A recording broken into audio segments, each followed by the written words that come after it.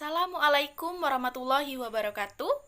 Berjumpa lagi bersama Ibu pada mata pelajaran Pengantar Ekonomi dan Bisnis. Apa kabar kalian semua? Ibu harap kalian semua dalam keadaan sehat walafiat sehingga bisa mengikuti pembelajaran kita pada hari ini. Sebelumnya, ada yang ingin Ibu tanyakan. Apakah kalian sudah mengisi absensi di Google Form? Jika belum, harap mengisi absensi terlebih dahulu sebagai bukti kalian telah mengikuti pembelajaran kita pada hari ini. Nanti setelah selesai pembelajaran, absensi kalian akan Ibu cek satu persatu ya, dan Ibu harap kalian semua hadir untuk mengikuti pembelajaran kita pada hari ini. Walaupun pembelajaran kita masih daring dan belum bisa tatap muka, tentu kalian harus tetap semangat ya mengikuti pembelajaran, dan jangan lupa untuk selalu jaga kesehatan dan tetap patuhi protokol kesehatan yang ada.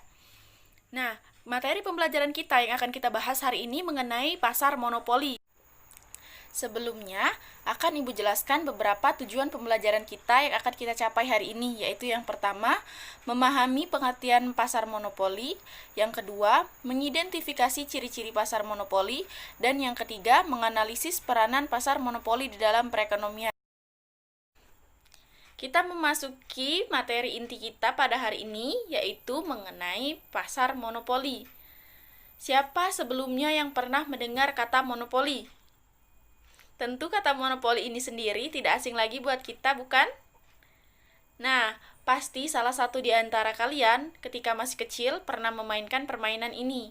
Kata monopoli berasal dari kata mono dan kata poli.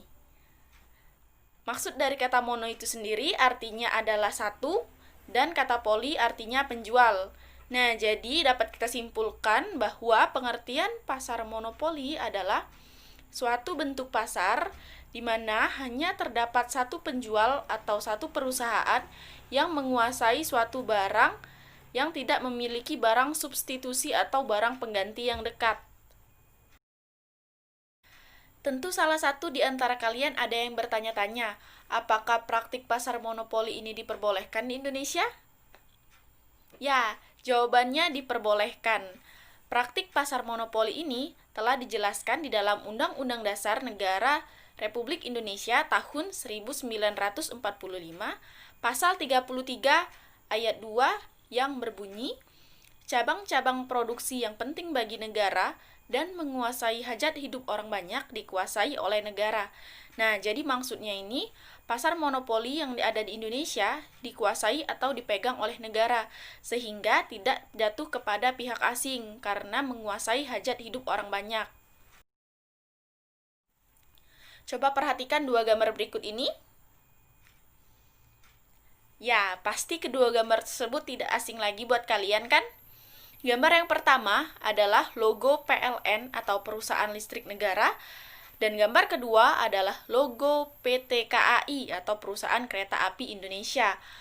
Mengapa kedua perusahaan di atas termasuk dalam pasar monopoli? Apakah ada yang bisa menjawab? Ya, jadi kedua perusahaan ini termasuk dalam pasar monopoli karena perusahaan ini tidak ada saingannya. Coba kalian ingat-ingat atau kalian pikir-pikir kembali, apakah ada perusahaan lain yang menjual listrik kecuali PLN? Tentu tidak ada, bukan? Nah, sama halnya seperti PT KAI. Apakah ada perusahaan lain yang menjual gerbong atau yang menjual jasa transportasi kereta api kecuali PT KAI? Tentu tidak ada, bukan? Nah, maka dari itu kedua perusahaan ini termasuk dalam contoh perusahaan atau contoh pasar monopoli. Materi selanjutnya mengenai ciri-ciri pasar monopoli. Dari awal tadi sudah ada beberapa ciri-ciri pasar monopoli yang telah Ibu sebutkan. Ciri-ciri pasar monopoli yaitu yang pertama, hanya terdapat satu penjual atau satu perusahaan. Ciri yang kedua, terdapat banyak konsumen. Ciri yang ketiga, tidak adanya barang substitusi atau barang pengganti terdekat. Dan ciri yang keempat, adanya hambatan bagi perusahaan lain untuk masuk ke dalam pasar monopoli. Hambatan ini dapat berupa penetapan undang-undang, kepemilikan hak cipta atau hak paten. Ternyata, dari ciri-ciri yang telah Ibu sebutkan sebelumnya, terdapat akibatnya loh untuk pasar monopoli. Apakah kalian ada yang tahu apa akibatnya?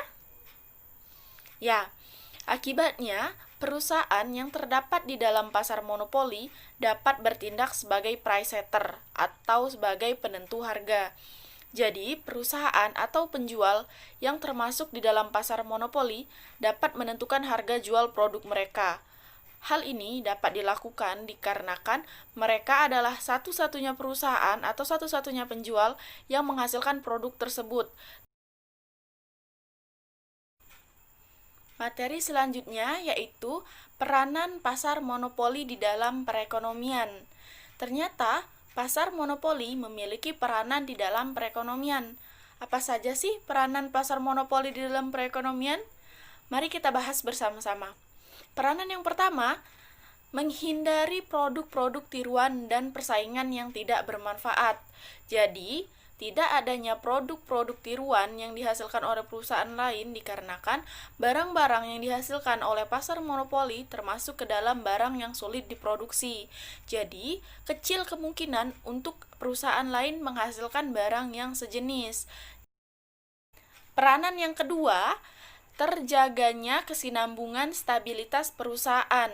Jadi, perusahaan yang tergolong di dalam pasar monopoli ini termasuk perusahaan yang besar dan biasanya dikelola oleh pemerintah, sehingga jarang sekali kita temukan perusahaan-perusahaan yang termasuk ke dalam pasar monopoli ini mengalami kebangkrutan. Maka dari itu, stabilitas perusahaan yang dimiliki oleh perusahaan-perusahaan monopoli ini dapat terjaga. Peranan yang ketiga, mendorong penggunaan mesin-mesin generasi terbaru. Hal ini dapat terjadi karena produk-produk yang dihasilkan oleh pasar monopoli ini menguasai hajat hidup orang banyak. Maka dari itu, perusahaan monopoli akan selalu berusaha untuk menggunakan mesin-mesin teknologi terbaru untuk memproduksi produk mereka. Jika mereka menggunakan mesin-mesin teknologi terbaru, maka waktu yang dibutuhkan untuk memproduksi produk mereka itu minimum. Jadi, dengan waktu yang minimum, mereka dapat menghasilkan begitu banyak produk dari biasanya.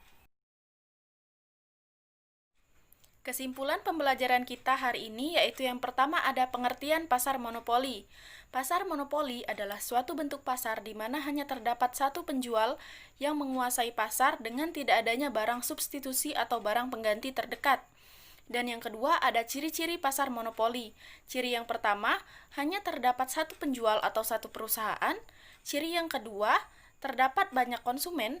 Ciri yang ketiga, tidak adanya barang pengganti atau barang substitusi terdekat. Dan ciri yang keempat, adanya hambatan bagi perusahaan lain untuk masuk ke dalam pasar monopoli. Dan yang terakhir, ada peranan pasar monopoli dalam perekonomian. Peranan yang pertama, menghindari produk-produk tiruan dan persaingan yang tidak bermanfaat. Dan peranan yang kedua, terjaganya kesinambungan stabilitas perusahaan. Dan peranan yang ketiga, mendorong penggunaan mesin-mesin teknologi baru. Dengan berakhirnya kesimpulan tadi, maka berakhir pula pembelajaran kita pada hari ini. Jika masih ada pertanyaan terkait materi, dapat ditanyakan di kolom komentar ya, nanti akan Ibu tanggapi pertanyaannya. Untuk tugas hari ini, kalian harus mencari informasi sebanyak-banyaknya mengenai pasar oligopoli. Tugas dikumpul di Google Classroom, paling lambat Ibu tunggu jam 8 malam hari ini. Pasar oligopoli akan kita bahas pada pertemuan selanjutnya. Kalian harus tetap semangat dalam mengerjakan tugas, selalu jaga kesehatan, sampai jumpa di pertemuan selanjutnya. Assalamualaikum warahmatullahi wabarakatuh. Bye-bye, see you!